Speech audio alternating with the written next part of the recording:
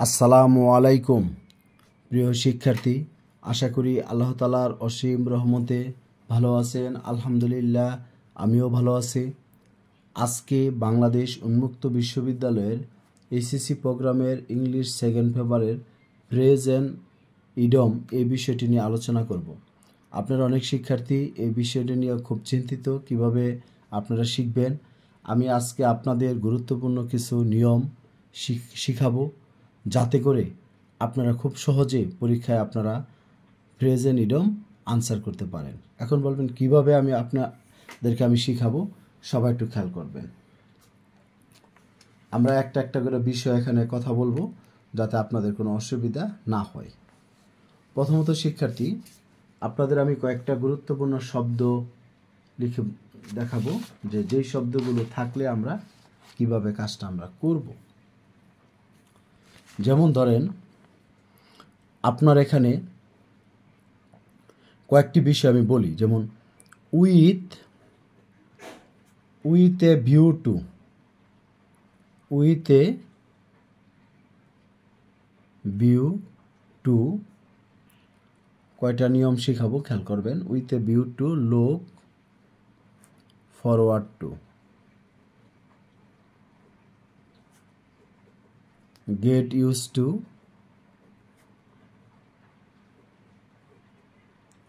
would you mind,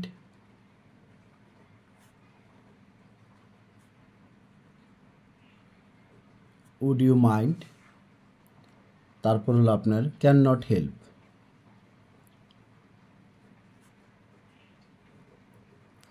আমি আপনাদের বলতে চাচ্ছি, এই যে শব্দগুলো আমি লিখেছি, অথবা মাইন্ডও যদি থাকে, আপনি খেয়াল করবেন এই যে ফ্রেজগুলো যে আমি লিখেছি, এদের পরে সর্বদাই বি1-এর সাথে আইএনজি বসে। কি বলেছে বুঝতে পেরেছেন?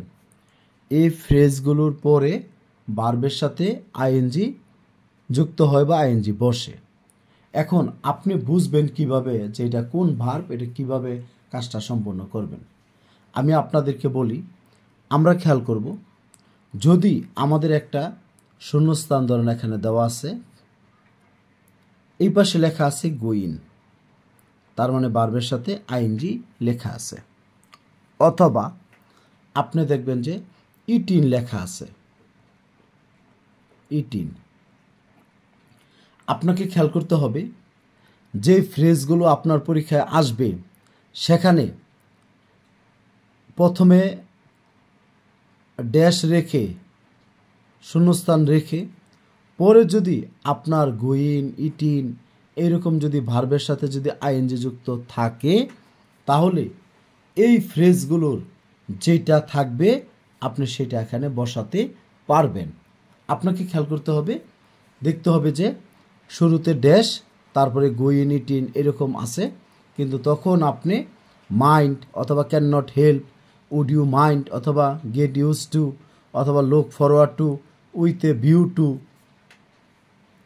এই জাতীয় ফ্রেজগুলো আপনি বসাতে পারবেন।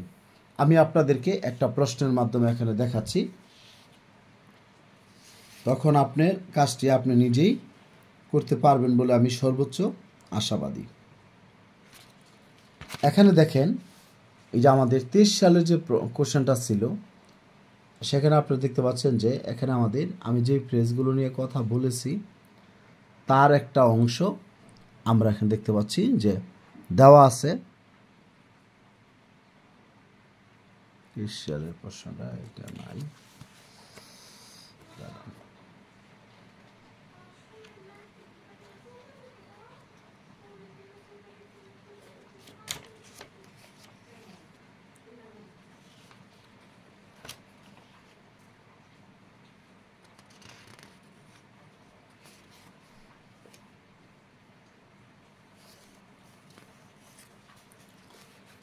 অথবা আপনাদের বইয়ের নমুনার পেজে তার শেষে আমরা যাব 274 পৃষ্ঠা, আমি আপনাদেরকে দেখাচ্ছি, তাহলে আপনারা বুঝতে পারবেন।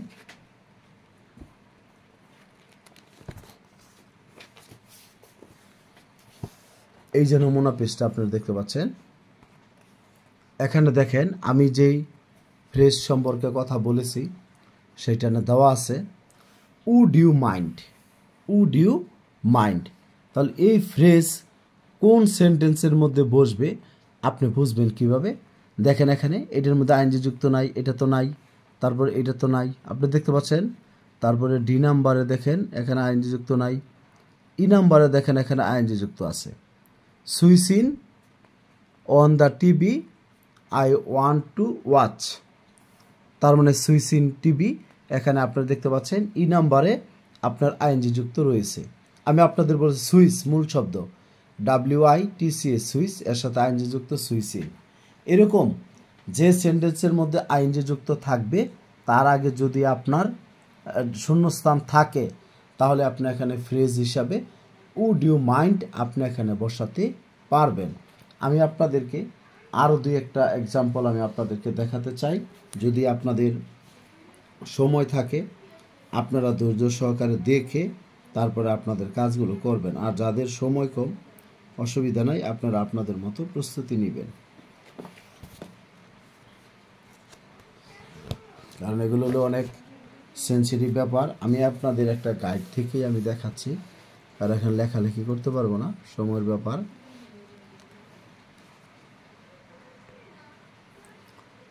আপনারা আমাকে একটু বলবেন এই যে উড ইউ মাইন্ড এটা কোন সেন্টেন্সে বসবে, এটা আমাকে একটু বুঝিয়ে বলার চেষ্টা করবেন। দেখেন এখানে এ নাম্বারে বার্বের সাথে আইএনজি যুক্ত নাই, বি নাম্বারে আছে, সেপরে সি নাম্বারে নাই, তারপরে এখানে শিক্ষার্থী ডি নাম্বারেও নাই,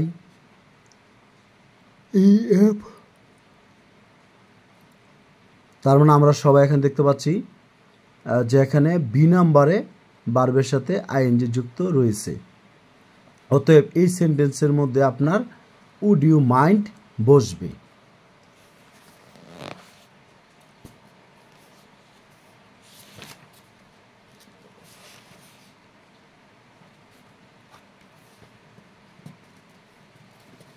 আরেকটা এক্সাম্পল দেখাবো এটার, তারপরে আমরা অন্য কাজে যাব।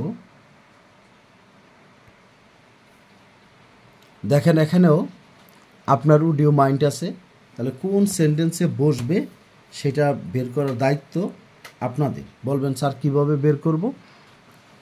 এখানে এটার মধ্যে আইএনজি যুক্ত নাই, বিতে আইএনজি যুক্ত নাই, সিতেও নাই, ডিতেও নাই, ইতেও নাই, এফতে আইএনজি যুক্ত আছে, আপনারা দেখতে পাচ্ছেন। অতএব এফ নাম্বারে বসবে কি আপনার হলো উড ইউ মাইন্ড। তাহলে একটি ফ্রেজ হয়তোবা আমি আপনাদের শেখাতে পেরেছি। যদি এইরকম আইএনজি যুক্ত কোনো ভার্ব যদি থাকে তার আগে আমাদের উড ইউ মাইন্ড অথবা অন্য যে ফ্রেজগুলো আমি বলেছি এগুলো আপনারা খেয়াল করবেন। With a view to, look forward to, with a view to, look forward to, get use to, would you mind, can not help বা মাইন্ড, এই জাতীয় শব্দগুলো আমরা ব্যবহার করার সর্বোচ্চ চেষ্টা করব। এবার শিক্ষার্থী, তাহলে আমরা একটা জিনিস যদি এখানে শিখিয়ে থাকি আমরা আপনাদের, এবার আমরা যে কথাটি বলবো আপনারা সবাই একটু খেয়াল করবেন। আমি একটা নতুন একটা নিয়ম এখানে আবার আপনাদের সামনে বলবো। কোথাও যদি লিস্ট যুক্ত যদি আপনারা দেখতে পান, ধরেন লিস্ট শব্দের অর্থ পিছনে বই থাকে, লিস্ট ফ্রেজের অর্থ হলো পিছনে ভয় আছে, পিছনে ভয়। পিছনে ভয় বলতে কি বোঝায়? আমি সচরাচর বলি যে আমাদের রেলওয়ে স্টেশন বা বিমানবন্দরে আমরা খুব দ্রুত গতিতে যাই, কারণ আমাদের পিছনে ভয় থাকে বিমান না পাওয়ার অথবা আমাদের ট্রেন চলে যাওয়ার, এরকম আমাদের ভয় থাকে।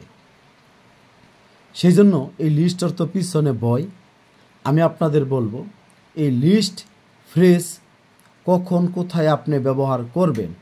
যদি আপনি দেখতে পান যে সাবজেক্ট, তারপরে শুড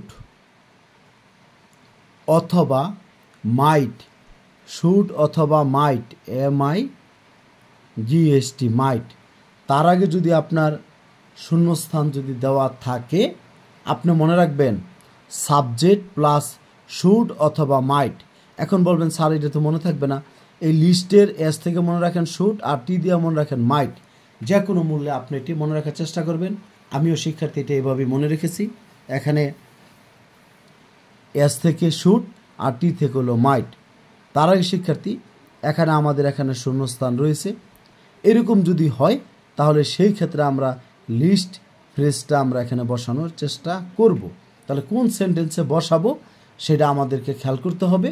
যেই সেন্টেন্সের মধ্যে সাবজেক্ট তারপরে আপনার শুড অথবা মাইট রয়েছে সেই সেন্টেন্সের মধ্যে আমরা লিস্ট ফ্রেজ বসাবো। আমি আপনাদের এখন দুই একটা উদাহরণ আমি আপনাদের দেখাবো, যদি সম্ভব হয় তাহলে, যাতে করে আপনারা আপনাদের কাজগুলো করতে পারেন। ঠিক আছে, আপনাদের বইয়ের নমুনা পেজে যে কোশ্চেনটা রয়েছে আপনারা নিজেরাই এখান থেকে খুঁজে বের করে আমাকে বলবেন যে স্যার এটার মধ্যে এটা হবে। স্যার আমরা বুঝবো কিভাবে? এই যে দেখেন এখানে লিস্ট যুক্ত শব্দটা এখানে আমরা দেখতে পাচ্ছি, যে লিস্ট যে যুক্ত যে শব্দ সেটা আমরা দেখতে পাচ্ছি যে শেষে আছে এলইএসটি লিস্ট। তাহলে এই লিস্ট যুক্ত শব্দটা যদি আমরা দেখতে পারি থাকি এলইএসটি লিস্ট, এটা কোথায় আমরা বসাবো?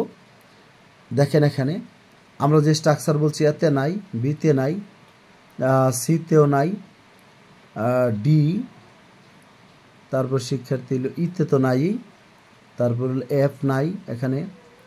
এই জায়গায় শিক্ষার্থী আমি আপনাদেরকে বলি, এই সেন্টেন্সটা একটু খেয়াল করেন সবাই, যে সাবজেক্ট হি, তারপর দেখেন মাইট।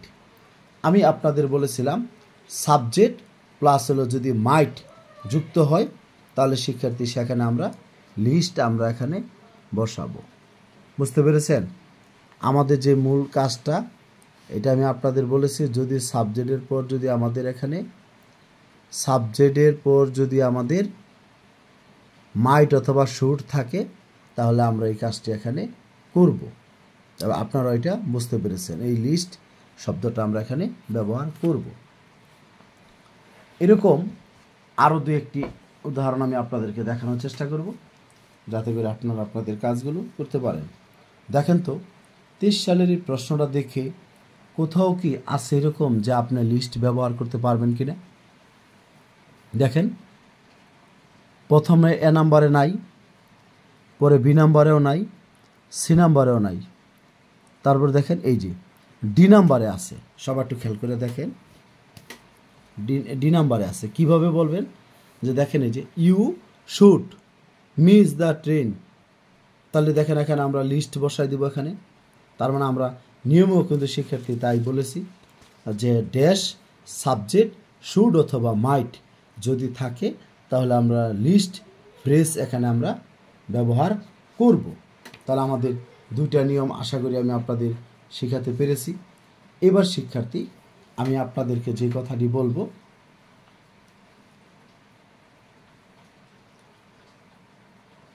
এখন আফটার এবং হইলো আফটার আর বিফোরের নিয়মটা পরে যাচ্ছি। এখানে আরেকটা গুরুত্বপূর্ণ বিষয় আমি আপনাদেরকে বলবো, যদি মানে এখানকার কথা রইল মাতৃগর্ভ হতে পৃথিবীতে ভূমিষ্ঠ বোঝায়, মাতৃগর্ভ থেকে যদি পৃথিবীতে ভূমিষ্ঠ বোঝায় তাহলে শিক্ষার্থী আমরা ওয়াজ ব্রন ব্যবহার করব।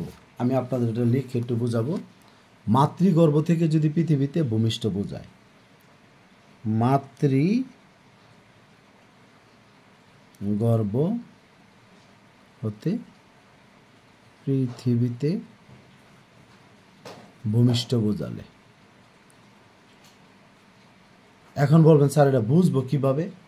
যেমন ধরেন কেউ অন্ধ হইয়া জন্মগ্রহণ করে, তারপরে কেউ জন্মগ্রহণ করলো, ঠিক আছে? তাহলে এখন দেখেন কয়েকটা সেন্টেন্স আমরা যদি এখানে আলোচনায় নিয়ে আসি, দেখেন এই যে দেখেন আই ওয়াজ ড্যাশ ইন 1971, তার মানে ওয়াজ ব্রন হবে, এখানে আমরা লিখে দেব।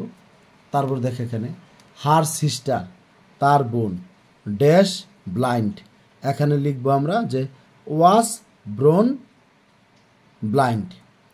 Hello I am from Bangladesh, I am from Bangladesh, hi আমি বাংলাদেশ থেকে এসেছি। আই ড্যাশ ইন ঢাকা, তাহলে ঢাকায় জন্মগ্রহণ করেছি, ওয়াজ ব্রন। তারপরে দিস বয়, এই বালক, ড্যাশ ব্লাইন্ড, তার অন্ধ হয়ে জন্মগ্রহণ করেছে, সেই ক্ষেত্রে আমরা লিখবো এখানে যে ওয়াজ ব্রন। তাহলে শিক্ষার্থী এই বিষয়টা আপনারা বুঝতে পেরেছেন। আপনারা মনে রাখবেন, যদি মাতৃগর্ভ থেকে যদি আগমন যদি বোঝায়, তাহলে আমরা ওয়াজ ব্রন আমরা এই ফ্রেজটা আমরা ব্যবহার করব। আমি আপনাদের আরও দু একটা এক্সাম্পল দেখানোর চেষ্টা করব, যাতে করে আপনাদের কাজটা আপনারা করতে পারেন।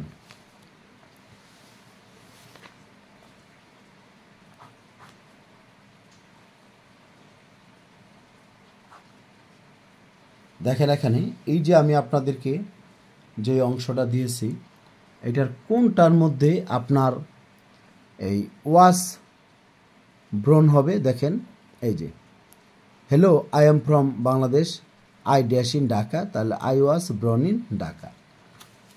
এরকম যদি কোনো সেন্টেন্স যদি থাকে, আমাদের শিক্ষার্থী এটা খুঁজে বের করতে হবে।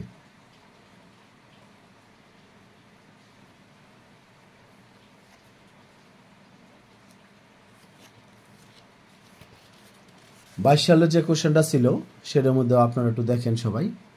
22 সালের কোশ্চেনটার মধ্যে আপনারা দেখতে পারবেন, এই যে দেখেন, this boy dash blind, doctors opened that would not recover. তার মানে হলো দিস বয় ব্লাইন্ড মানে জন্মান্ধ, তাহলে এখানে আমরা লিখে দেব ওয়াজ ব্রন। ঠিক আছে, ছেলেটি জন্মান্ধ ছিল, তাই ডাক্তার বলছে তাকে রিকভারি করা সম্ভব নয়।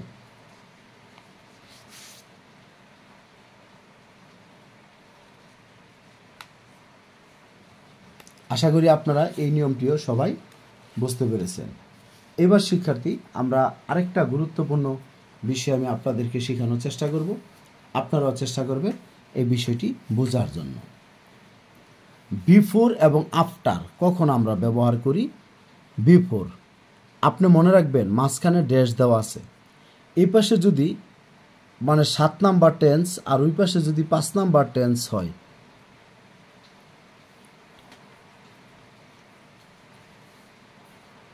তার মানে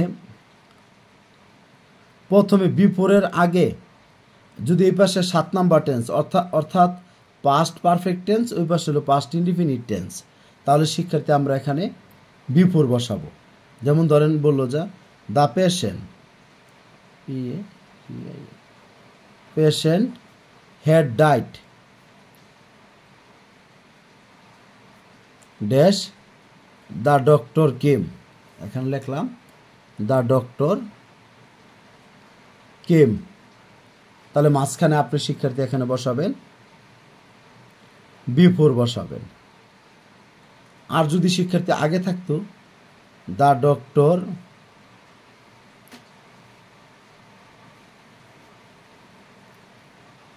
দি patient died dash the doctor had come. আপনাকে মনে রাখতে হবে, শুরুতে যদি 7 নাম্বার টেন্স থাকে, অতএব পাস্ট পারফেক্ট টেন্স, পরে যদি পাস্ট ইনডিফিনিট টেন্স থাকে তাহলে বিফোর বসাবেন। আর শুরুতে যদি পাস্ট ইনডিফিনিট, পরে যদি পাস্ট পারফেক্ট থাকে, তাহলে শিক্ষার্থী এখানে আমরা আফটার বসাবো। আশা করি এই নিয়মটা বুঝতে পেরেছেন। যদি শুরুতে পাস্ট পারফেক্ট টেন্স, পরে পাস্ট ইনডিফিনিট, তাহলে মাঝখানে আমরা বিফোর বসাবো। আর শুরুতে যদি পাস্ট ইনডিফিনিট, পরে যদি পাস্ট পারফেক্ট থাকে, তাহলে শিক্ষার্থী এখানে আমরা আফটার বসাবো। এবার শিক্ষার্থী, আমি আপনাদেরকে যেই কথাটি বলবো এটা আপনারা সবাই খেয়াল করবেন। এটা আমি আপনাদেরকে দেখাবো, এক্সাম্পলও দেখাবো, যাতে করে আপনারা আপনাদের কাজগুলো সবাই ভালোভাবে করতে পারেন। অ্যাজ সুন এস অর্থ হলো যত তাড়াতাড়ি সম্ভব। অ্যাজ সুন এস অর্থ হলো যত তাড়াতাড়ি সম্ভব। অ্যাজ সুন এস অর্থ হলো যত তাড়াতাড়ি সম্ভব। তার মানে শিক্ষার্থী দুইটি কাজ থাকবে, একটা অ্যাকশন ক্লোজ, আর একটা হলো শিক্ষার্থী এখানে রিঅ্যাকশন ক্লোজ, মানে দুইটা সেন্টেন্স। আপনাকে বুঝতে হবে আমি যেটা বলছি, অ্যাকশন আর একটা রিঅ্যাকশন। অ্যাকশন যুক্ত যে সেন্টেন্স আর রিঅ্যাকশন, রিঅ্যাকশনযুক্ত ক্লোজ। তার মানে আমি আপনাদের বলবো, কোথাও যদি অ্যাকশন ক্লোজ আর যদি রিঅ্যাকশন ক্লোজ যদি থাকে, তাহলে শিক্ষার্থী অ্যাকশন ক্লোজের আগে অ্যাজ সুন অ্যাজ বসাতে হবে। এখন বলবেন স্যার আমি অ্যাকশন ক্লোজ আর রিঅ্যাকশন ক্লোজ তো আমি বুঝি না। আমি একটা সেন্টেন্স এখানে লিখব, আপনি বলবেন যে কোনটা অ্যাকশন ক্লোজ কোনটা হলো রিঅ্যাকশন ক্লোজ। যেমন এখানে বাক্যটা যদি আমি এখানে লিখি, তাহলে আপনাদের কাছে বিষয়টা স্পষ্ট হবে। দেখেন লিখলাম, দ্য থিপ TH, আসলে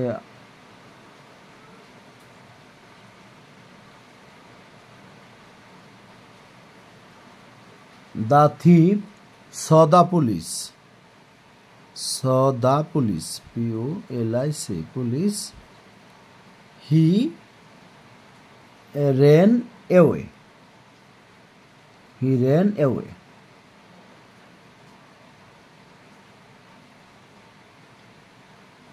দেখেন এটা action clause. The thief saw the police, চোরটি যখন পুলিশকে দেখলো, হি রেন ওয়ে, সে দৌড়ে এসে পালালো। চোর পুলিশকে দেখা, এটা হলো অ্যাকশন, আর অ্যাকশনের রিঅ্যাকশন হলো সে দৌড়ে এসে পালালো। তাহলে শিক্ষার্থী এই অ্যাকশন ক্লোজের আগে আমাদের অ্যাজ সুন অ্যাজ বসাতে হবে। অ্যাজ সুন অ্যাজ,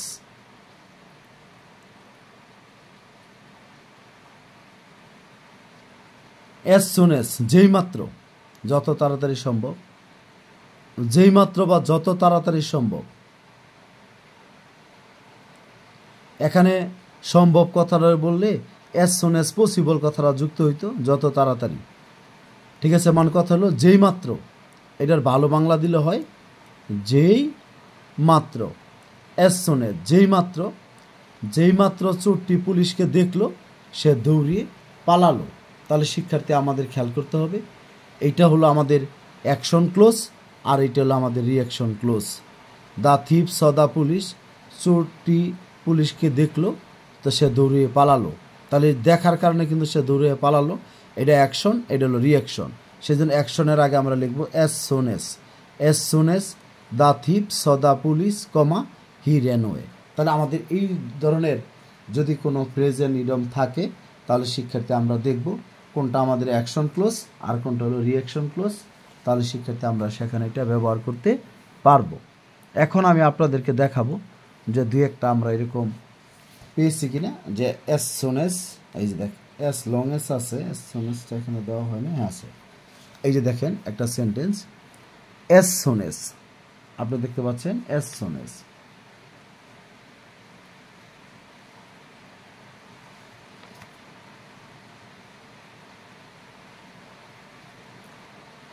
এখানে দেখেন অ্যাজ সুন অ্যাজ কোনটা দেয়, your mother is ill, so I think, মনে করি you as soon as go home early, আমি মনে করি তোমার এখনই যত তাড়াতাড়ি সম্ভব তোমার বাড়িতে যাওয়া উচিত। তার মানে এখানে এই অ্যাজ সুন অ্যাজের ব্যবহারটা হলো, এটা আমাদের মনে রাখতে হবে যে অ্যাকশন ক্লোজের আগে আমরা বসাবো, যেটা আমাদের অ্যাকশন ক্লোজ তার আগে আমরা বসাবো। যাই শিক্ষার্থী, আজকে এখন রাত অনেক হয়েছে, এখানে আর আমার পক্ষে ক্লাস কন্টিনিউ করা সম্ভব না, কারেন্ট চলে গেছে, বৃষ্টি হচ্ছে। সবাই আমার জন্য দোয়া করবেন, আমি যেন আপনাদের জন্য কাজগুলো করতে পারি। আর আপনাদের যদি আমার সাথে কোনো প্রয়োজন থাকে বা যোগাযোগ করার ইচ্ছা হয়, অনলাইনে ক্লাসও করতে চান, তাহলে আপনারা 01609781125 এই হোয়াটসঅ্যাপ নাম্বারে আপনারা মেসেজ দেবেন। সবাই ভালো থাকবেন, সুস্থ থাকবেন। আসসালামু আলাইকুম।